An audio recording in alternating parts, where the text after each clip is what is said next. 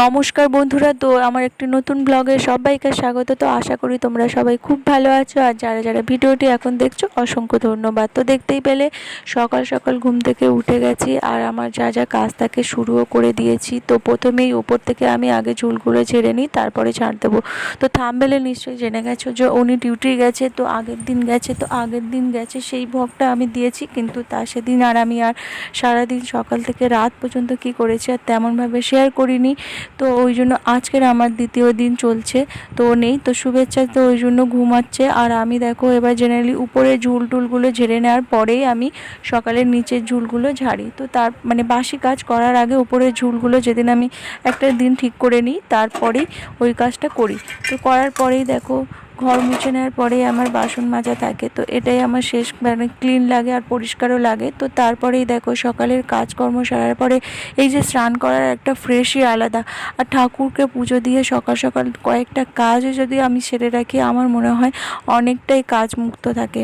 তো এইভাবে step by step সকালের যদি আমি 9টার মধ্যে রেডি হয়ে যাই তো খুবই ভালো হয়। তো আমি এই রুটিনটা রেখেছি, আমার খুবই উপকার হচ্ছে। তোমরা তোমাদের মতো লাইফটাকে সেট করতে পারো। যে চলো এবার ঠাকুর ঘরে যাব, কেননা স্নান যেহেতু সারা হয়ে গেছে। আর এই যে দেখো ঠাকুর ঘরের ভিডিও করতে আমার তেমন ভালো লাগে না, কেননা ঠাকুরকে সেবা করতে করতে কত বা ভিডিও করা যায় বলো, আর একটা ব্লগে বা কতই। তবে হ্যাঁ, ঠাকুরকে ডাকার একটা আলাদা নিরিবিলি স্থানই আমার আলাদা। তো দেখো আমার আজকের গোপালকে স্নান করিয়ে দিয়েছি, আর ওর জামাটা দেখো এরকম বাইরে মেলে দিয়েছি। তো দেখো এই যে আমার গোপুসোনাকে আজকে এইভাবে সাজিয়েছি। তো দেখো ফুল দিয়ে ঠাকুর সাজাতে কার না ভালো লাগে বলো, আমারও খুবই ভালো লাগে। আর সেটা যদি হয় বাড়ির উঠানের ফুল, তো আমার বাড়ির উঠানে অনেকটাই ফুল রয়েছে, যদি কম হয় কোনো কিন্তু ক্ষতি নেই। তো যাই হোক, দেখো শুভেচ্ছাকে ডাকতে এসেছি। মামা, ও মামা, উঠে পড়ো শোনা।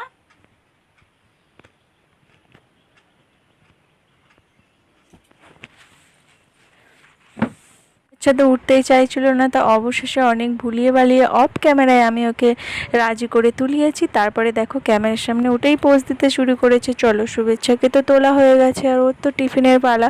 দেখো এত গরম, আর যেহেতু ওর বাবাও নেই, তাই আমাদের টিফিনের আরম্ভও তেমন থাকে না।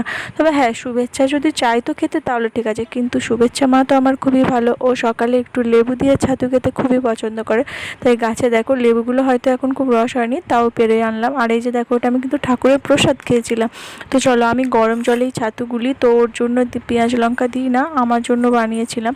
তো ওকে ছাতুটা খাইয়ে নিয়ে ওকে পড়তে বসে দিয়েছি। আর দেখো পড়তে পড়তে কিছু কাজ আমি যেটা করে রাখি, যেহেতু গ্যাসে রান্না করবো তাই চালটা না আমি একটু জলেই ভিজিয়ে রাখি, আর তারপরেই ভালোভাবে পরিষ্কার করে ধুয়ে নিই। আর এই কাজটা না আমি শুভেচ্ছার পড়াতেই বেশিরভাগটা কমপ্লিট করেছি।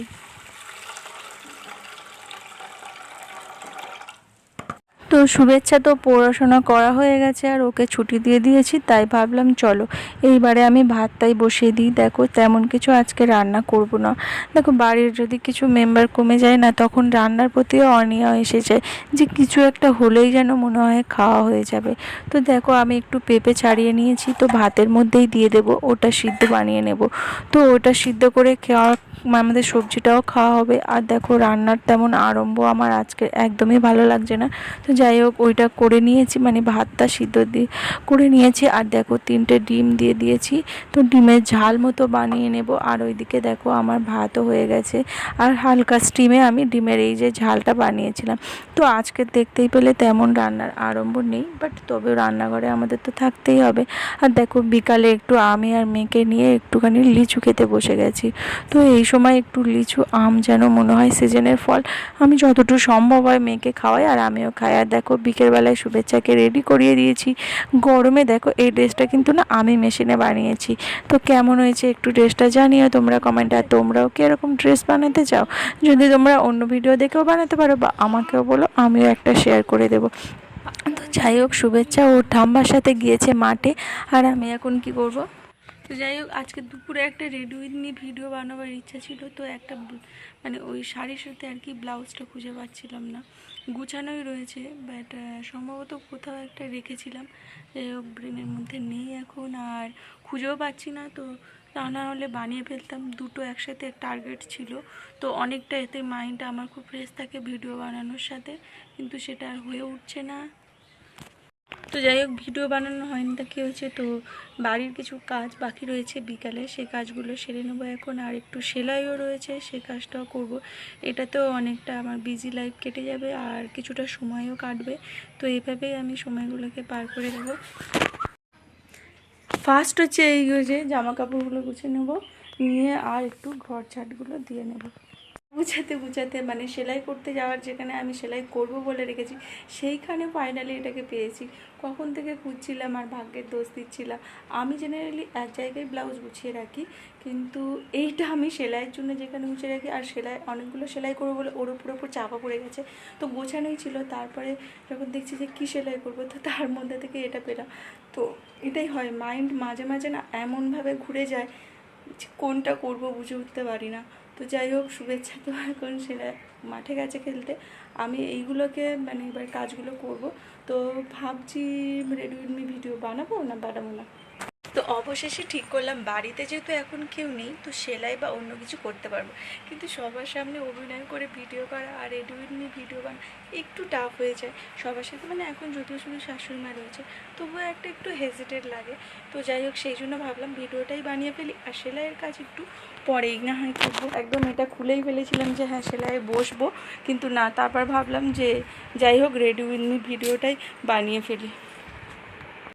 তো ফাইনালি আমার রেডি উইথ মি ভিডিও বানানো হয়েও গেছে, তো এই ভিডিওগুলো তো আমার চ্যানেলেই থাকছে। আর দেখো এবারে এই সাজগোজগুলো না আমি জাস্ট ভিডিওর সময় পরি, আর গরমে তেমন জুয়েলারি বা সাজুগুজু অতটা ভালো লাগে না। তো যাই ওইগুলোই এখন রিপ্লেস হওয়ার পাড়া। তো লিপস্টিক পরেছিলাম, আর লিপস্টিক দেখো বাড়িতেই রয়েছে, এতক্ষণ লিপস্টিক পরে থাকবো, তো সব কিছু তুলে দিয়েছি। আর দেখো যেহেতু রেডি উইথ মির আমি ড্রেসগুলো পরেছি একটু হাওয়া খাইয়ে নিয়েছি, মানে একটু শুকনো করে নিয়েছি, তেমন তো আর পরিনি, তাই ওগুলো আবার একটু হাওয়া মধ্যে শুকিয়ে নিয়ে আমি ওগুলোকে ভালো করে ভাঁজ করে নিয়েছি। আর দেখো এবারে যেগুলো মেকআপগুলো হালকা করেছিলাম সেগুলো এখন রিমুভ করে নিলাম। তো এই হলো আমার আজকে রেডি উইথ মি ভিডিওর পরে যে আমার একদম গলা শুকিয়ে গেছে গরমে, তো ভালো করে ঢকঢক করে জল খেয়ে নিলাম। তো যাই হোক, এই ছিল, এবার অনেক কষ্টের পরে একটু বসেছি। দেখো আজকে আর তেমন আমি কিছু তেমন খাবো না, তো উনি যেহেতু নেই, মানে বর যেহেতু নেই, তো তেমন কিছু খাবো না। তো মেয়েকে দুধ আর বিস্কিট দিয়ে দিয়েছিলাম, আর আমি দেখো শেষে তবু একটু ছোলা ছিল তাই মুড়ি মাখিয়ে নিয়েছিলাম, তো মেয়ে আর আমি দুজনেই খেয়েছি।